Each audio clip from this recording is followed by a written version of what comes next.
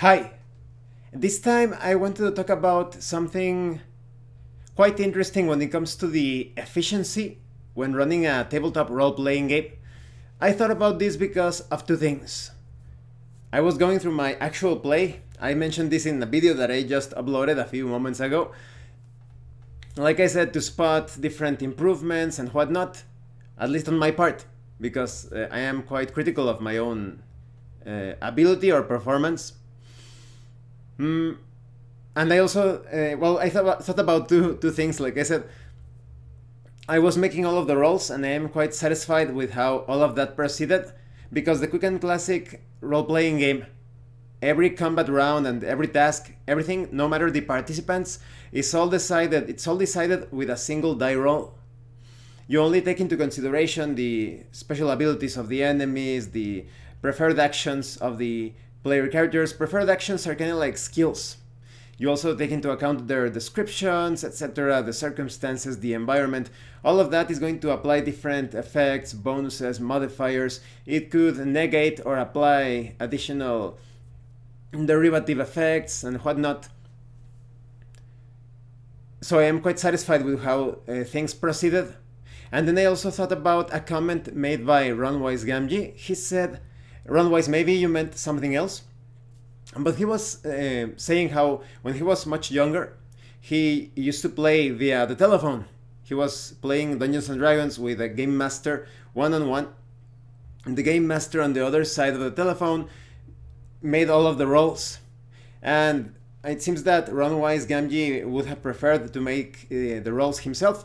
And he mentioned something like, I wouldn't want to deprive my players of that game aspect. I would consider that an error, because the dice are not the only thing about the game. When you are playing a tabletop role-playing game, the moment you are describing your character's actions, the moment the game master is presenting the game world, and you can interact with that game world, it's game on. The game has started. That's the game side of a tabletop role-playing game. Maybe there are players that need to roll the dice, but there are systems that are diceless, like Stalker.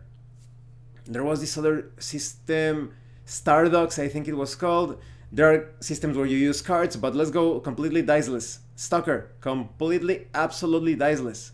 If we go by that logic, there is no game there, but it is. You have the stats for your character's capabilities, and based on the character's descriptions, his actions, his attempts, etc., there will be something happening in the game world. And there are systems where the game master is not rolling, the players are the only ones rolling, like in the Cypher system, Symbaroum. So I think it's important for both the game master and the players to look at dice. If you enjoy rolling dice, perfect. But do not consider dice or cards or whatever it is that you are using, tokens, to be the essence of the game.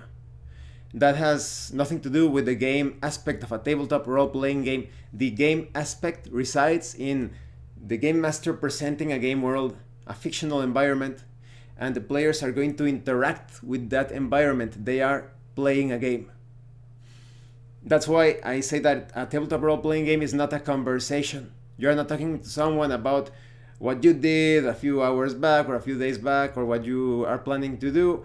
You are actually interacting with the game world. You have a fictional game world. The moment where a conversation, one of the participants of the conversation describes a fictional environment, and the other person talking with that other person starts to interact with that fictional environment, then it's game on. It's no longer a conversation. It turned into a role-playing game. Maybe not a tabletop role-playing game because you're not playing at a table, but now you are playing a game. Let's see if you can, depending on the environment described, right? Maybe it's a dangerous place being described by a person. Now the other person is going to attempt to survive in that environment by describing his or her actions. So this is somewhat of a short video. Maybe you meant something else, Runwise. Let me know in the comment section. And let me know your thoughts. Anyone else who has thoughts on this, let me know. Do you think that dice, cards, everything is like part of the game? Like rather like the game part, because not part, like I said, Ron Weiss said that he wouldn't deprive his players of that game, but I think it's just a derivative tool. When it comes to diceless systems, there are no tools in a lot of them. You just describe your actions, and the game master tells you what happens. In tabletop role-playing games, you have that richness of the characters actually being statted, giving you guidelines on what the character is capable of doing or accomplishing. So yes, let me know your thoughts on this. As always, thank you for watching my videos.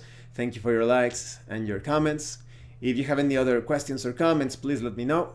And thank you so much to those of you that are going the extra mile to support the channel. If anyone else wishes to further support the channel, the information on how to do that will be in the description below. And remember, it is better to roleplay and fail in character than not to roleplay and fail as a player. Once again, thank you, and see you later.